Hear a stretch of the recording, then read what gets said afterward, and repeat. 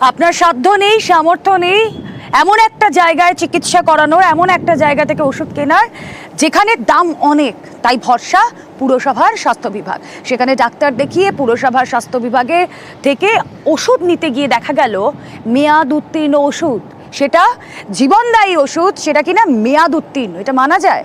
যিনি অভিযোগ করছেন স্থানীয় বাসিন্দা মেদিনীপুর পুরসভার বিরুদ্ধে, তার বক্তব্য একবার শুনুন আগে। এত ওষুধের দাম আর প্রেসারের ওষুধের অনেক দাম, একটু দেখি পৌরসভা থেকে কিছু পাওয়া যায় না। তো গেছিলাম, এই যে পৌরসভায় আমাকে ওষুধগুলো সব দিয়েছে, সব এক্সপায়ারি ওষুধ। হ্যাঁ, প্রশাসনের গাফিলতি এগুলো।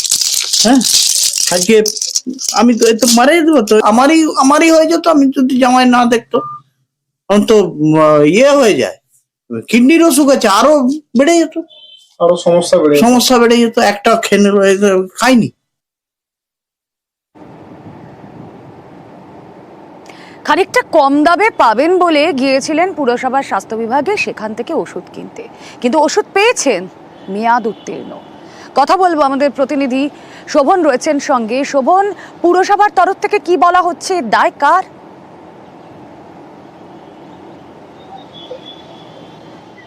দেখো রুমেলা, পৌরসভার যিনি চেয়ারম্যান রয়েছেন সৌমেন খান, তিনি কিন্তু এই দায় স্বীকার করে নিয়েছেন এবং তিনি জানিয়েছেন যে যারা ওষুধ দিয়েছে, যারা স্বাস্থ্য বিভাগের দায়িত্বে ছিলেন, ওষুধ দেওয়ার দায়িত্বে ছিলেন, যারা ওষুধটা দিয়েছে তারা কিন্তু ভুল করে দিয়েছে, তারা হয়তো জেনে বুঝে দেননি ওষুধটা।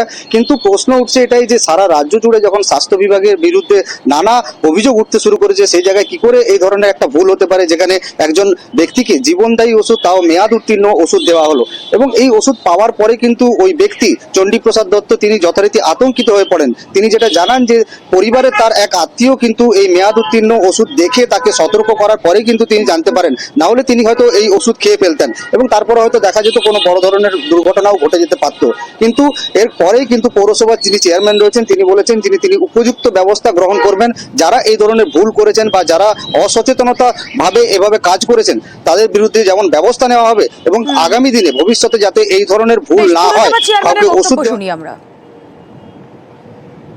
যে কোনো কারণে হোক ওষুধটা একটা মিস্টেক হয়েছে, আমরা সঙ্গে সঙ্গে ডাক্তারবাবুকে ডেকেছি, ফার্মাসিস্টকে বলেছি এইরকম যাতে ভবিষ্যতে না হয় এবং ওনার কাছ থেকে সে ওষুধটা রিটার্ন করে নিয়ে আবার নতুন করে তাকে ওষুধ দেওয়া ব্যবস্থা যাতে হয় তার উদ্যোগ নিয়েছি।